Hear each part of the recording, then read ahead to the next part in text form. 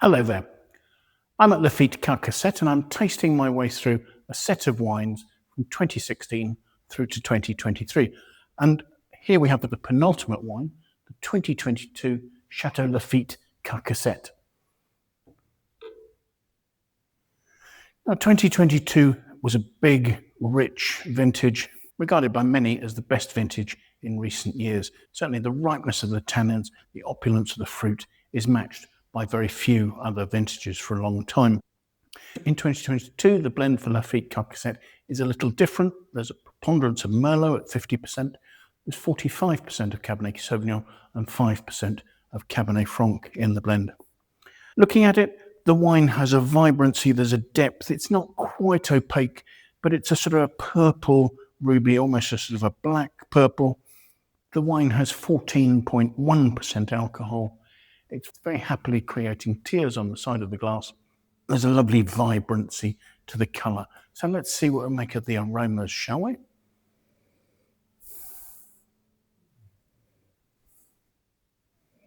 The aromas are rich, they're vibrant, they're juicy, they're quite jammy. There's sort of red plum fruit through to more sort of purple, more blue fruit, blueberries, damsons, that sort of quite highly perfumed red to black sort of note. And maybe some more lifted red fruit like raspberry and mulberry. The fruit is enticing and it's overlaid by some delicate notes of vanilla and touches of chocolate. So let's have a taste.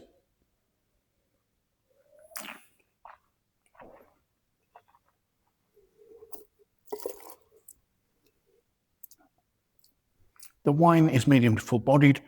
The tannins are rounded and supple. There's a juicy opulence to the fruit, and at the same time, we're also getting those really fine, powdery tannins that I've seen in every vintage I've tasted here of Laffitte Carcasset. And that is starting to give some of that slightly roasted, slightly meaty nature to the sort of the ripe, plummy, red to black fruit on the mid-palate. There's a juiciness to the wine. The alcohol is adding a little bit of warmth and roundness to the back palate, but yet at the same time, there is actually quite a good freshness coming through here to keep that dark red to black fruit juicy right the way onto what is quite a long finish. It's a relatively structured finish. There are sort of earthy, savoury notes as well, but right over the top of it, there is this juicy dark red through to black plum note of fruit. And as I say, the finish is well structured and there is still that sort of powdery nature to what are actually quite silky tannins. This is an impressive wine, both in its density, but also its balance. It's got ripeness and opulence, but at the same time, there is enough freshness in the acidity. There's enough finesse in the tannins to stop it being a fruit bomb. Fruit is beautifully framed by a lovely structure. The alcohol, although it's adding warmth, isn't smothering the fruit perfumes. I think this is a wine you could very happily keep for at least 10 years, probably more, but yet at the same time is accessible even at this early stage of its development. It perhaps has a little more sort of serious, rigid structure than the 2020 or the 2021. So if there is a wine from this selection you're looking to age, this is probably it. But at the same time, I'm not sure there really is a necessity for the wine to mature before it gets opened.